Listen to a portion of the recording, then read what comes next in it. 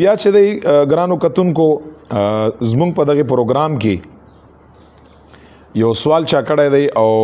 سوال یې چې دی ډېر عجیبه غوندې سوال یې کړی دی عجیب غوندې سوال یې کړی دی سوال یې دا کړی دی چې مفتی صاحب نعوذ بالله من ذلک زباول کی وایم الله تعالی د موږ تاسو ټول داسې حالت نه زمونږ او زمونږ تاسو زنانا خويندې میندې د مسلمان د امت خويندې میندې چې کوم دي ټول د خدای پاک دغه سي دغه بد فعل نه اوساتي خو سوال یې دا کړی دی چې یو سړی دی او یو زنانه ده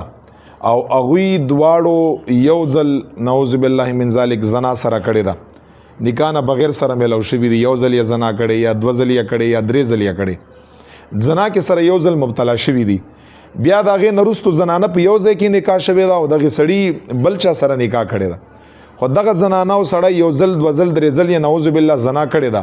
زنانه لاړه په یو ځای کې نکاح شوه او سړي په بل ځای کې ځان دپاره نکاح وکړه دغې زنانه هم اولاد او بچي وشو دغې سړي هم اولاد او بچي وشو آیا چې دا کوم زناکار ښځه او دا زناکار سړی دی نعوذ بالله دغې چې کوم اولاد وشو په نکاح باندې د دغې اولاد په منځ کې یا سره نکاح جایز ده که جایز نه ده چې دا کومه زنانه چې چا سره زنا شوې ده د دې لور دا زناکار انسان چې زوی دی هغه سره نکاح جایز ده که نه یا دغې زناکار انسان سړي لور د هغې زناکارې ښځې چې دور سره زنا کړې ده هغې زوی سره نکاح اولاد یې په خپل منځ کې نکاح جایز ده که نکاح ناجایز ده دا سوال یې کړی دی دا یاد لرئ فتاوا شاملي کلی دی او دا د دین اسلام او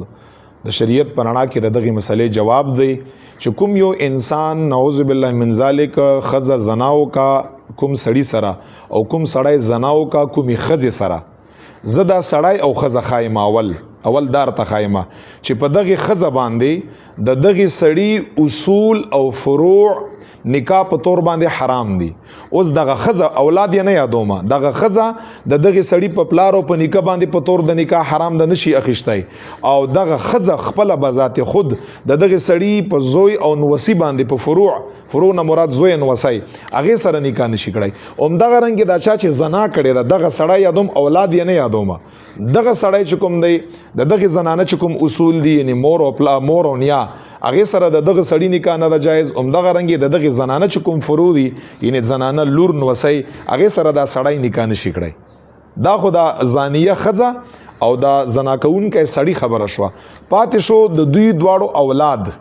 چې کومې ښځې سره زنا شوې ده د هغې ښځې اولاد چې کومه سړي زنا ورسره کړې د هغه سړي اولاد د دوی په خپل منځ کې سره نکاح بالکل جایز ده نکاح سره کېږي د هغې لور ده او د ده زوی دی نکاح سره کوي بالکل جایز ده یا د ده لور ده د هغې ښځې زوی دی خپل منځ کې سره نکاح کوي نکاح بالکل جایز ده په شرعي توګه باندې هیڅ خبره پکې نشته البته دغې سړي زنانه اصول و فروع سره نکاح ناجایز او دغې ښځې د دغې سړي اصول و فروع سره نکاح ناجایز او د دواړو اولاد په خپل منځ کې سره نکاح بالکل جایز ده په دې کې هیڅ خبره نشته دی